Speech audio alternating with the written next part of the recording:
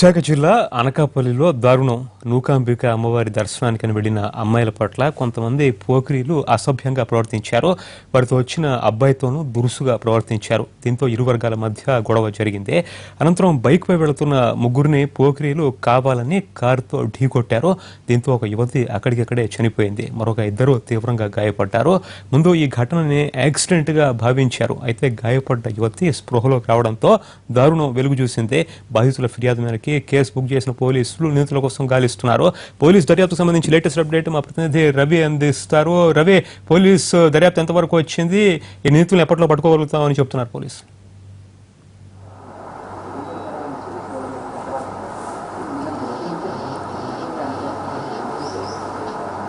పరితోష్, విశాఖలో సంచలనం సృష్టిస్తున్న hit and run కేసుకి సంబంధించినంత వరకు పోలీసులు యాక్సిడెంట్ కేసుగానే ఇప్పటికీ దర్యాప్తు చేస్తున్నారు.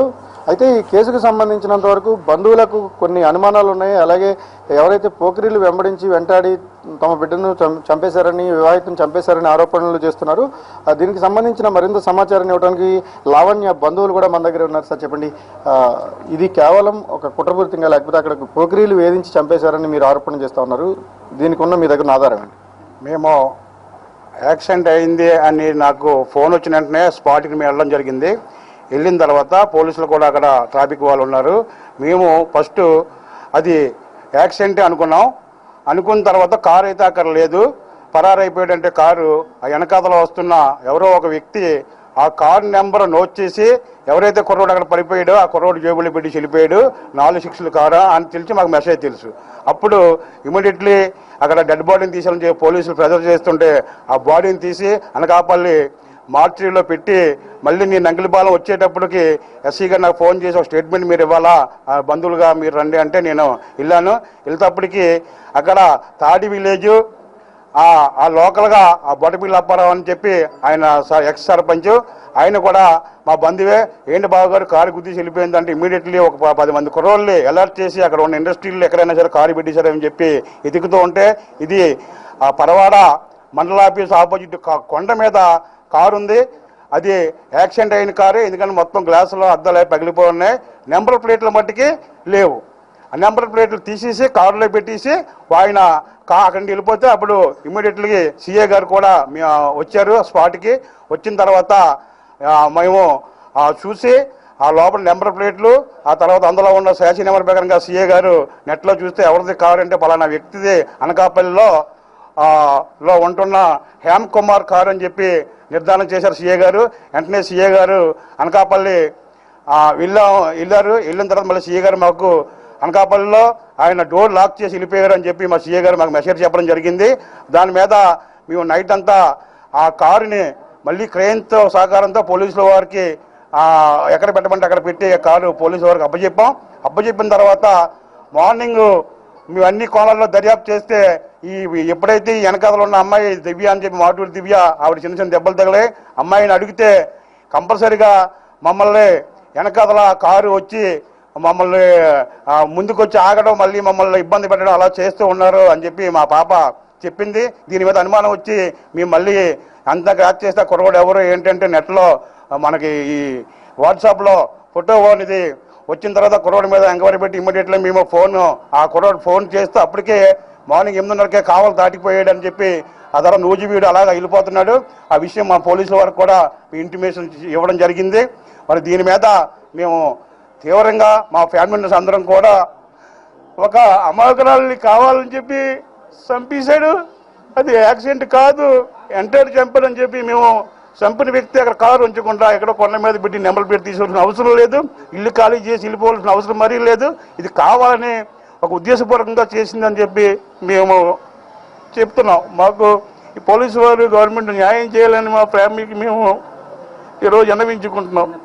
చిన్న పిల్లలు, 1.5 సంవత్సరం పిల్లలు, 2 పిల్లలు, 1 సంవత్సరంన్నర 3 సంవత్సరాల పిల్లలు, వాళ్ళు అన్యాయం అయిపోయారు. వాళ్ళకి మా ఫ్యామిలీ మొత్తం అంతా చాలా ఆవేదనతో ఉన్నాం. మరి దీని మీద పోలీసులు దర్యాప్తు చేసి వారిని కఠినంగా శిక్షించవలసిందిగా మేము మీడియా ద్వారా కోరుకుంటున్నాం. మేము పరితోష్, ఇది బంధువుల ఆవేదన. కోటేశ్వర గారు చెప్పండి, ఈ ఇన్సిడెంట్ జరిగిన తర్వాత ఇప్పటికీ పోలీసులు దీన్ని యాక్సిడెంట్ కేసుగానే చూస్తున్నారు, యాక్సిడెంట్ కేసుగానే దర్యాప్తు జరుగుతుంది.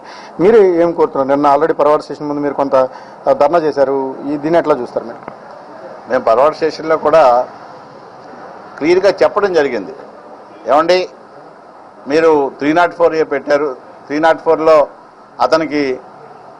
అతను ఒక్కడికే శిక్ష పడుతుందనే ఒక ఆలోచనతో మీరు ఉండొచ్చు. ఇది యాక్సిడెంట్గా మీరు ట్రీట్ చేస్తే చేయొచ్చు, కానీ మీరు ఫర్దర్ ఇన్వెస్టిగేషన్ కంపల్సరీగా చెయ్యాలి. ఇది ఎందుకనంటే ఒకసారి మీ అందరం కూడా ఒకసారి గుద్ది వెళ్ళిపోయాడనే ఉద్దేశంతోనే మేము అందరం కూడా ఆలోచించాం ముందు మొట్టమొదట మేము అందరం కూడా. తర్వాత ఎప్పుడైతే అతను ఫేస్బుక్లో అతని ఫోటో ఏదైతే ఇప్పుడు మేము చూపించామో ఆ ఫోటో చూసిన తర్వాత ఇక్కడున్న ఎవరైతే మిగతా ఇద్దరు కూడా ఉన్నారో వాళ్ళిద్దరూ కూడా వాళ్ళు చెప్పడం జరిగింది. ఏమంటే వీళ్ళు మమ్మల్ని అనకాపల్లి నుంచే ఫాలో అవుతున్నారు, అనకాపల్లిలో గుడి దగ్గర కూడా కొంతసేపు మమ్మల్ని అలర్ట్ చేశారు, తర్వాత గుడి దాటిన తర్వాత కూడా వీళ్ళందరూ కూడా మమ్మల్ని ఫాలో చేసి ముందుకి వెనక్కి 2 సార్లు 3 సార్లు కూడా చేయటం జరిగింది. కాబట్టి వాళ్ళు చేసిందే కానీ ఇంకెవరు కావాలని అల్లరిపెట్టి చేసిందే కానీ ఇంకేమీ కాదు. ఇది కావాలని అల్లరిపెట్టిన వాడు నా ఉద్దేశ ప్రకారం అయితే అది లిఫ్ట్ చేద్దామనే ఉద్దేశంతోనే వాళ్ళు వెనక ముందు ఆడి ఈ అమ్మాయిని గుద్దటం జరిగింది. గుద్దిన తర్వాత అట్లీస్ట్ సరే ఏ మానవత్వం ఉన్నాడు, సరే తప్పు జరిగింది, ఆగి కనీసం అమ్మాయిని హాస్పిటల్ తీసుకెళ్దామని, కానీ మిగతా వాళ్ళని హాస్పిటల్ తీసుకెళ్దామని ఒక ఆలోచన లేకుండా ఆ మనిషి తినగా కారు తీసుకుని వెళ్ళిపోయి మళ్ళీ యూటర్న్ కొట్టుకుని వెనక్కి వచ్చాడు. అంటే వాళ్ళని చూసుకుంటూనే వెనక్కి వెళ్ళాడు. వెళ్ళిన తర్వాత అక్కడ పాపం చుట్టుపక్కల ఉన్న వాళ్ళందరూ కూడా నెంబర్ నోట్ చేసి ఇవ్వడం మూలంగానే ఇది బయటపడింది తప్పించి లేకపోతే హిట్ ఎవరు చంపారో కూడా తెలిసే పరిస్థితి లేకుండా పోయేది. కాబట్టి నేను కోరుకునేది ఏంటంటే ఫర్దర్ ఇన్వెస్టిగేషన్లో పోలీసు వారిని కోరుకునేది ఏంటంటే ఫర్దర్ ఇన్వెస్టిగేషన్ చేయండి. ఫర్దర్ ఇన్వెస్టిగేషన్లో అతను కంపల్సరీగా గుద్ది పారిపోయాడు లేకపోతే గుద్ది వెళ్ళిపోయాడు అని కాకుండా గుద్ది చంపాడు అనేది మీరు చేయాల్సిందిగా నేను పోలీసు వాళ్ళందరినీ కోరుకుంటున్నాను. రైట్. పరితోష్, మద్యం మత్తులో ఒక వివాహితను వెంటబడ్డం, వాళ్ళు ప్రయాణిస్తున్న వాహనాన్ని ఢీకొట్టి చంపారు. ఇది ఖచ్చితంగా హత్యతో సమానంగా పరిగణించాలి, దీన్ని యాక్సిడెంట్ కేసుగా చూడొద్దు అన్నది బంధువుల నుంచి వస్తున్న అభ్యర్థన. ఇప్పటికీ పోలీసులు అయితే మాత్రం దీన్ని యాక్సిడెంట్ కేసుగానే ఇన్వెస్టిగేషన్ చేస్తున్నారు. దీని ఫర్దర్ డెవలప్మెంట్స్ ఎట్లాంటి టర్న్స్ తీసుకుంటుంది అనేది ఇంకా వేచి చూడాల్సిన అవసరం ఉంటుంది. అయితే నిందితుడిగా ఎవరైతే ఆరోపణలు ఎదుర్కొంటున్నాడో హేమ్ కుమార్, తను ప్రస్తుతం అప్స్కాండ్లో ఉన్నాడు. అతను ఎవరైనా దొరికితే మాత్రం ఈ కేసుకు సంబంధించిన కొంత క్లారిటీ వచ్చే అవకాశం ఉంది. ఇప్పటి వరకు అయితే దీన్ని పోలీసులు యాక్సిడెంట్ కేసుగా భావిస్తున్నారు. కుటుంబ సభ్యులు అయితే ఖచ్చితంగా ఇది హిట్ అండ్ రన్ కేసు, ఆ వివాహితను తీసుకెళ్లిపోవడం అనే ఉద్దేశంతోనే వాళ్ళు ఈ దారుణానికి ఒడిగట్టారన్నది మాత్రం వీళ్ళు చేస్తున్న స్పష్టమైన ఆరోపణ.